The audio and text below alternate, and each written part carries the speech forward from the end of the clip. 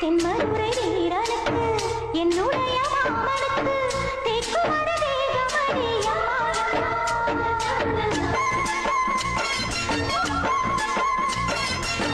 மாமன் கண்ட பெண்ணுனக்கு மையெழுதும் கண் எதுக்கு என்னை வந்து கொல்லுதடி அம்மா